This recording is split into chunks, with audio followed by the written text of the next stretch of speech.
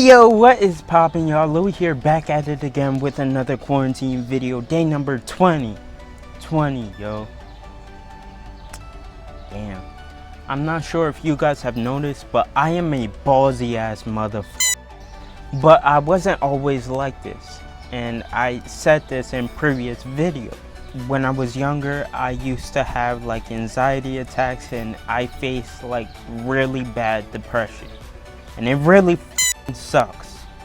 I never felt suicidal, but I just had so many like negative thoughts, and it got to a point where like I was just like having anxiety attacks and all that. Part of the reason was bullying. I couldn't really defend myself. Well, I thought I couldn't really defend myself because in high school I was kind of chubby. I wasn't fat, but I wasn't skinny. I was skinny fat. Meaning like I didn't have much muscle and all that like I do right now. All that I was a kid with a shut eye, a limp, and a shaky arm. I'm willing to bet that a majority of the people that I know today were not expecting me to turn out like this. I went back to my old workplace a few months ago. Well, I go there occasionally just to see one guy. He's so f***ing cool. He's older. He's gotta be in like his 70s or so, but he's so fucking cool, honestly. So I go there just to talk to him because he's kind of like I would say like a father figure, but like that's kind of pushing it. He was a good friend, but let's just call this place Baba. It's a convenience store and a gas station, you know. I worked there for 10 months, and that is the longest job I've ever had. Like literally the longest job I've ever had in my entire life. I've had quite a few experiences there, and I can't say whether they were good or bad because like a majority of them were like in the middle, you know, like that middle space, like just a mixture of the two. This job was really like one of those jobs that like I really busted my ass for minimum wage, and I didn't really do it for anybody. I did it for myself, to prove to myself that I could do it. Well, that was like at the beginning, because like towards the middle / end, things got tiring, you know. So like for example, like let's just say a customer asked me how am I doing, and they asked me a lot. The answer that I always gave them was same shit, different day. Same shit, different day. Cause like, I mean, that's all that it really was. Same shit, different day. Even now I would typically say that, just because like it's the truth. But one of the managers that I'll just call Jefe actually told me that like I was his favorite worker there because of my work ethic. Working at a gas station really opened my eyes to the world. You know, like, well, in my opinion, working in a gas station opened my eyes. Before I was working at Baba, I was working at this place that, let's just call Joe's. It was a sporting goods store. And while working there, I met a lot of people too, but like not as much as Baba. It was also a seasonal job.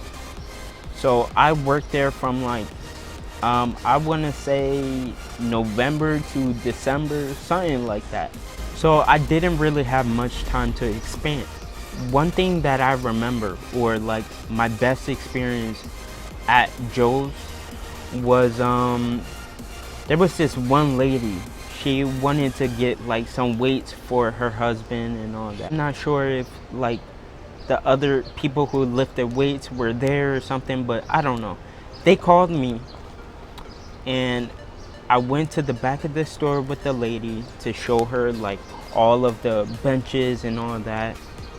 And she started asking me questions and all that. And at the time, I was doing CrossFit for like a year, maybe a year and a half. So like, I really didn't have much experience, but like I knew my shit. That was when like I was addicted to CrossFit. And I still am now.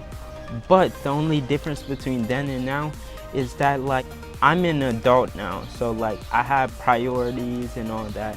But like I still love CrossFit. Anyway, she was looking for some weights and all that for her husband. And basically like I helped her bring everything out to her car. And that was when and that was when I realized that I love helping people. It just made me feel so good to actually like, you know, be able to help somebody. Anyways, when I worked at Joe's, I met a lot of people, but I met more people at Bobo. And I think that was because it was a gas station that was right near a bridge that connected New Jersey to Pennsylvania. So like we got a lot of people from Pennsylvania or Philly.